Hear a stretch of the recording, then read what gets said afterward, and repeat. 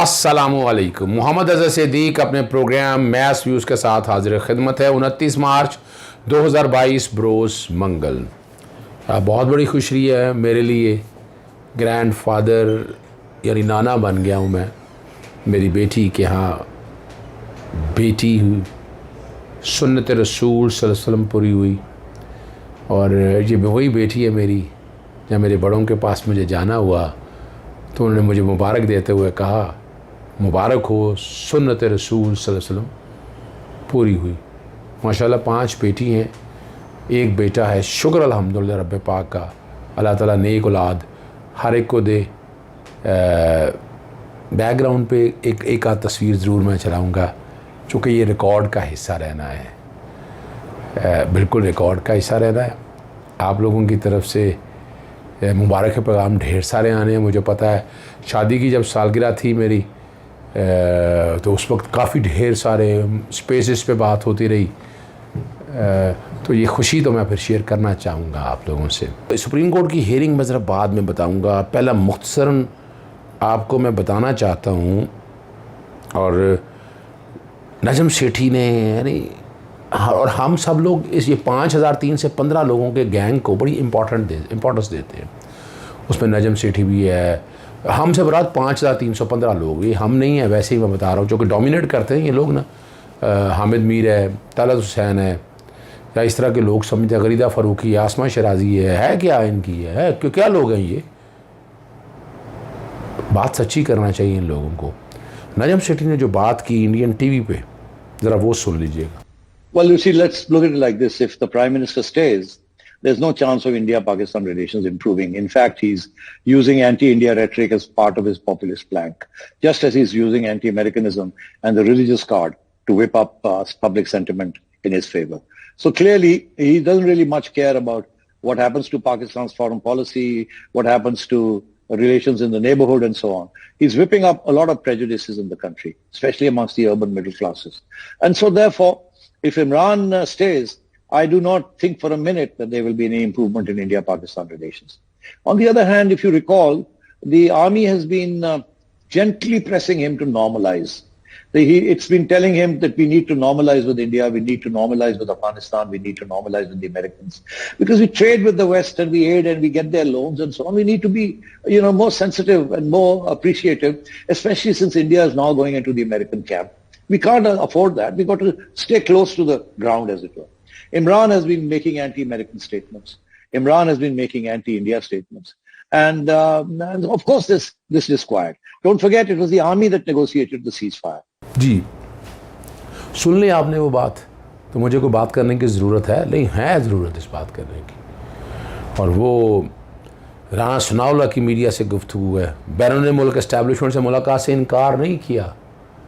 Background पे वो सुन लीजिएगा, पहले जरा वो भी सुन लें। चले करती रही, यूके का मीडिया भी उस हवाले से बातें कर रहा है और यूके एस्टैब्लिशमेंट के साथ भी कुछ अहम मुलाकातें हुई हैं। इस पर आप कुछ कहेंगे? देखिए, मैं इन चीज़ों की तरदीद नहीं करता, लेकिन मैं इनके ऊपर तबसरा करने की पोजीशन में इसलिए नहीं हूँ कि पार्टी की तरफ से मुझे इजाज़त नहीं।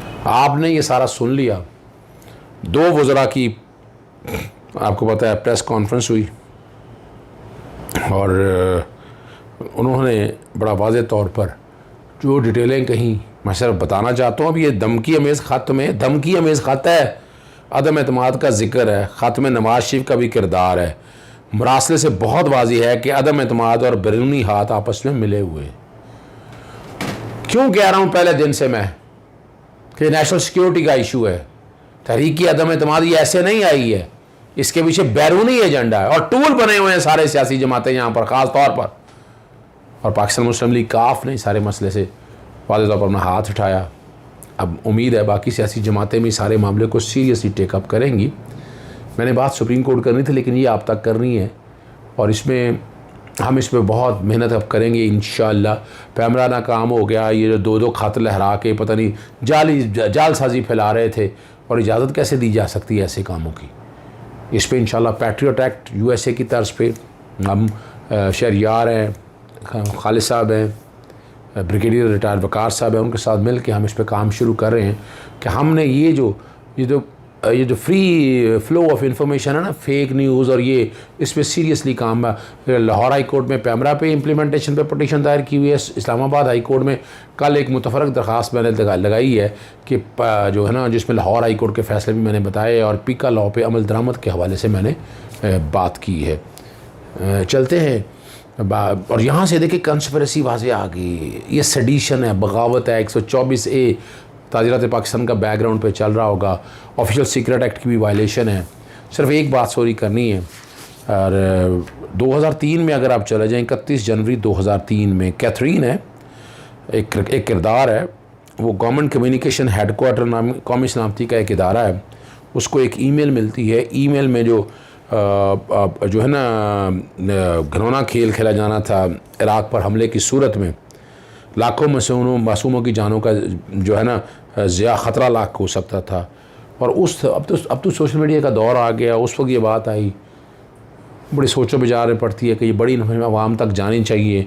और अल्टीमेटली ना ऑब्ज़र्वर अखबार ने ये बचाया, उसने बहुत से लोगों को लेके नहीं चलाया। ऑब्ज़र्वर अखबार ने छाप दिया, जब वो छपा तो नाम उसका सामने आ गया, इसने लीक की, ऑफिशियल सीक्रेट एक्ट के तहत मुकदमा दे। ये आल बोनाफिडी में है, मैं सिर्फ बताना ये चाह रहा हूँ आपको। और जब वकील सफाई और ये सब सवाल उठे कि नया पंडोरा बॉक्स खुल जाना है, अल्टीमेटली उसे केस वापस ले लिया गया।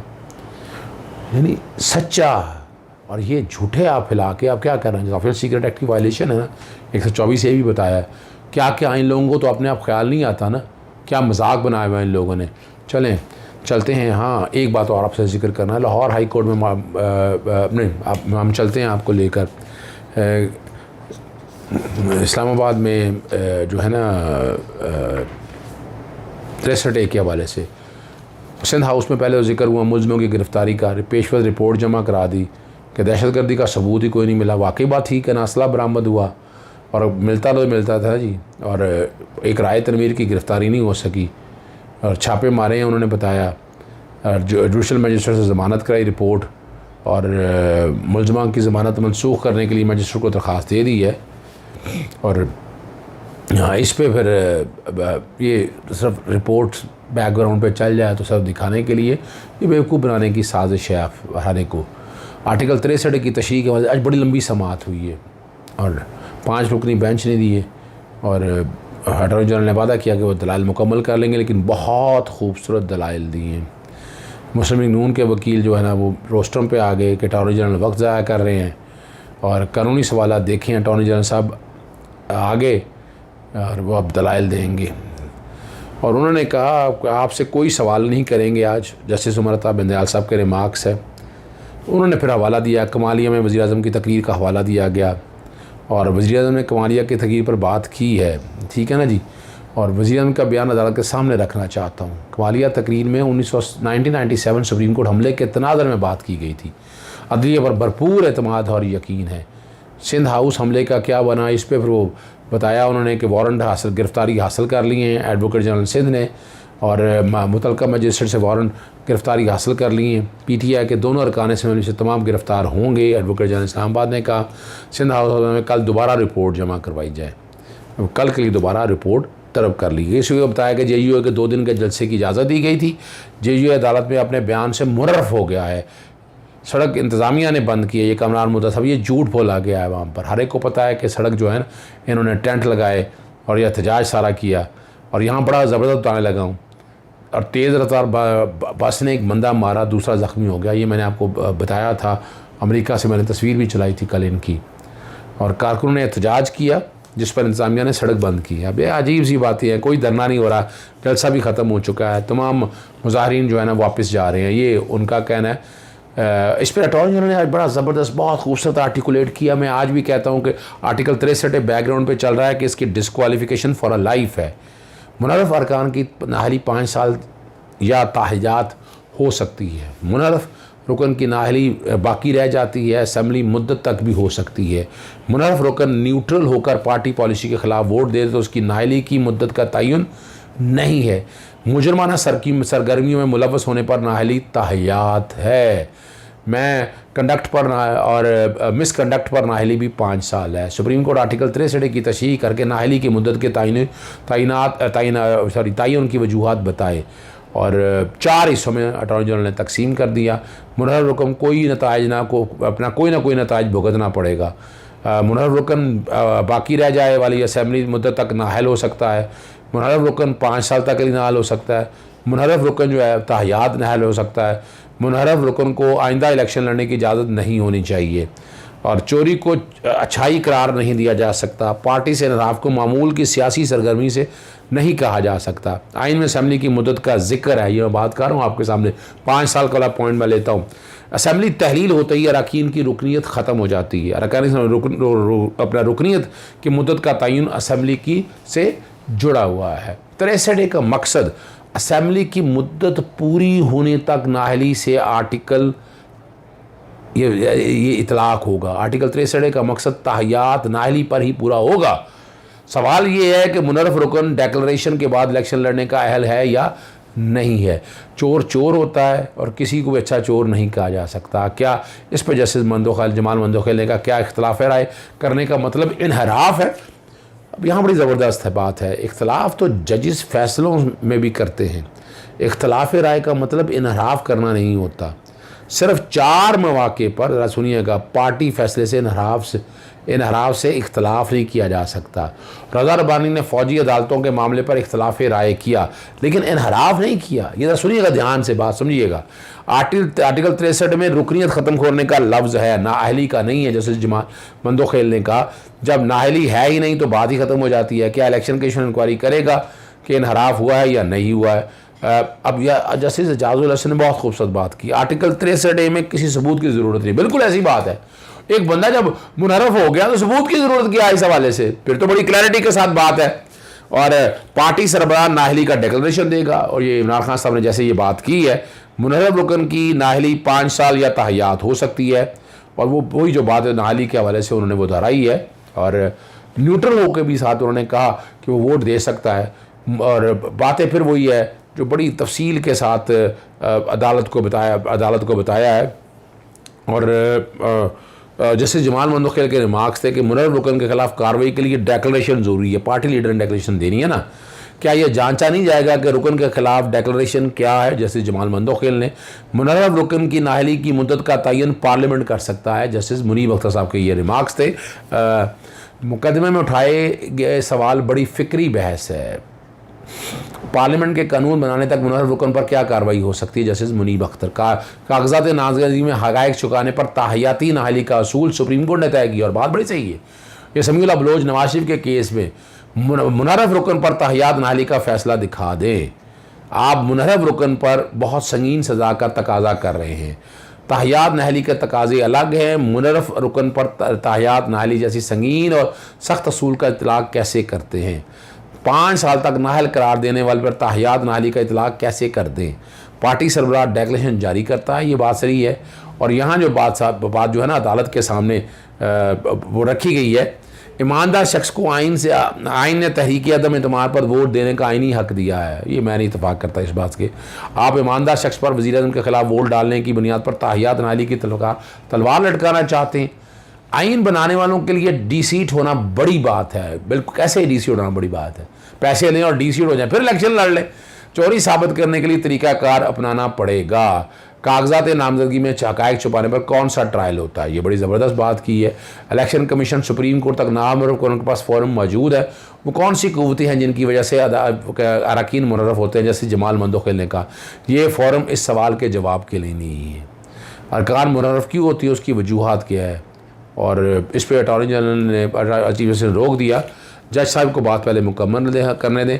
हमसे हुकूमत ये काम क्यों कराना चाहती है? पार्टी से इनहराफ गलती से नहीं होता, जानबूझकर होता। जैसे एजाजुल हसन ने कहा, ताहियात नाअहली के लिए काफ़ी कलाबाजियाँ लगानी पड़ती है। आर्टिकल 63 में ताहियात नाअहली का जिक्र नहीं है। जस्टिस मुनीब अख्तर ने कहा, मैं वक्ती नाअहली का जिक्र कर रहा हूँ 63A के हवाले से। जस्टिस मुनीब अख्तर का झूठा बयान अल्फी देने से ताहियात नाअहली होती है। ये मिस डिक्लेरेशन की बात है। 62(1)(f) बैकग्राउंड पे चल रहा होगा, जिसमें नवाज शरीफ वगैरह के वाले जो बात करते हैं ना, और झूठ बोल रहे हैं हर जगह, शर्म ही नहीं लोगों को आती।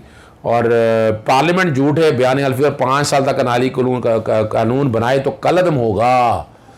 आर्टिकल 62(1)(f) के इतलाक़ और नताइज अलग अलग अदालती फ़ैसले मौजूद हैं। ये बड़ी पार्टी सरबराह शोकस देकर रुकने असेंबली का मौक़िफ़ लेने का पाबंद है। गुनाहगार छोटा बड़ा नहीं होता, एक ही गुनाह को सदा देनी पड़ती है। 100 गुनाहगार की बात वो कह रहे हैं कि छोड़ना पड़ता है, एक गुनाहगार को सदा देनी पड़ती है। पार्टी से इनराफ करने वाले 100 चोर होंगे लेकिन एक तो ईमानदार होगा। दुनिया के किसी आइन में आर्टिकल 62 1F नहीं देखा। ये मैंने आपको कहा था, ये आर्गूमेंट बलूचिस्तान में तो इलेक्शन के दौरान जो भी बातें हैं, और अब यहाँ ये है कि अगर पार्टी से इख्तलाफ करे तो इस्तीफ़ा दे सकता है। जस्टिस जमाल मंदोखेल का कहना है किसी को मजबूर नहीं किया जा, कैसे मजबूर नहीं किया जा सकता? अगर वो इख्तलाफ करना जाकर इस्तीफ़ा दे, किसी को नशिस्त मुस्तफ़ी होने पर मजबूर, पार्टी पार्टी वोट है, ये अमानत है। 15 से 20 अरकान जो कभी कवानीन नहीं बनने देंगे। सुप्रीम कोर्ट मुकर्रना नहीं है, सुप्रीम कोर्ट तशरीह करती है। चीफ जस्टिस साहब ने कहा आप नहीं समझते कि हम आइन बनाने वालों की नीयत को जांच रहे हैं, क्या हम आइन बनाने वालों की नीयत को जांच सकते हैं? चीफ जस्टिस का अटॉर्नी जनरल से ये रिमार्क्स था। और यहाँ ये सारे लोग, ये नहीं कि सारे लोग अच्छे हुकूमत में हैं, ये तासुर नहीं है, अपोजिशन में भी अच्छे लोग हैं। असासे छुपाना वोटर को धोखे देने से ज़्यादा संगीन जुर्म नहीं। एक गाड़ी जाहिर न करने पर तहयात नाली हो जाती है। वोटर इंतखाबी निशान पर वोट डालते हैं, नाम नहीं पढ़ते। वोटरों को धोखा सिस्टम के साथ धोखा होता है। अदालत किसी बैंकर को 100 रुपये की चोरी भी नहीं करने देती। झूठे बयान में कोई ट्रायल नहीं होता। अब यहाँ ये सारी जो है ना अदालत के सामने सारे रिमार्क्स अगर आप रख कर देख लें, और 15-20 को क्या अरकान को छोड़ा जा सकता है रहमो करम के लिए। और अदालत ने इंतखाबी निज़ाम की शफाफियत के लिए बयान हल्फी का हुक्म दिया था। ये उस वक्त जब इलेक्शन कराने के हवाले से पार्लियामेंट ने दोहरी शहरियत के बयान हल्फी को कानून से निकाल दिया था। मुनर्रफ अरकान बेईमानी कर रहे हैं। आप बेईमानी क्यों कर रहे हैं? जस्टिस महदर आलम मियाँ खेल ने कहा किसी के असूली मौक़िफ़, कौन सा असूली मौक़िफ़ है? एक कश्ती को डुबोकर दूसरी में जाना चाहते हैं। दरअसल वो कहते हैं हम तो डूबे हैं सर, हम तुम्हें भी ले डूबेंगे। जैसे जमाल मंदोखेल ने कहा कि आपको अपनी मर्ज़ी से सियासी जमात तब्दीली का इस्तीफ़ा देना जी, हमसे रिश्ता तोड़कर किसी और से भी जोड़ ले। आप हुकूमत का मुरफ़ अरकान के साथ रिश्ता सीट का है, हुकूमत का अरकान से रिश्ता एतमाद का है। अदालत करार दे चुकी है पार्टी इनहराफ पर D सीट होगी। ये जस्टिस जमाल मंदोखेल ने है। अब यहाँ ताहियात नाहली के हवाले से जितने भी आर्गूमेंट्स दिए हैं वहाँ ये समझ सकते हैं बेईमानी का, असूलों का। और यहाँ पर बड़ी सीधी सी बात है, काश कोई एक मुनर्रफ रकन इस्तीफ़ा देता। क्यों कोई इतना रिस्क ले रहा है कि दोबारा इलेक्शन लड़ने के लिए पैसे लगाए? क्या बहुत ज़्यादा पैसा कमा लिया है? ये भी आप उन्होंने बताया। आइन बनाने में जहाँ ज़रूरी था वहाँ नाहली के अल्फाज लिख लें हैं। जस्टिस महदर आलम मियाँ खेल है, 63A में तो D सीट लिखा हुआ है। अलग कंट्रोलिंग प्रोविजन देखें, डिस्क्वालिफिकेशन है। क्या एक बाप अपने बच्चों को फ़ख्र से कह सकता है कि मुझे मुनर्रफ होने पर D सीट किया गया? हमने तो तवाज़न कायम करना है। जस्टिस जाजुल हसन के रिमार्क से हमें नमाज की निज़ाम की रवानी और आवाम के लिए फ़ैसला करेंगे, वो फ़ैसला करेंगे जो आवाम के हक़ में होगा।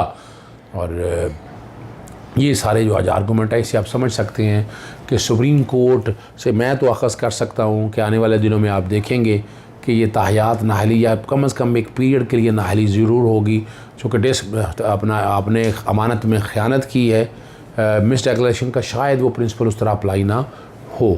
इजाज़त चाहूँगा। अस्सलाम वालेकुम, अल्लाह हाफ़िज़। पाकिस्तान जिंदाबाद।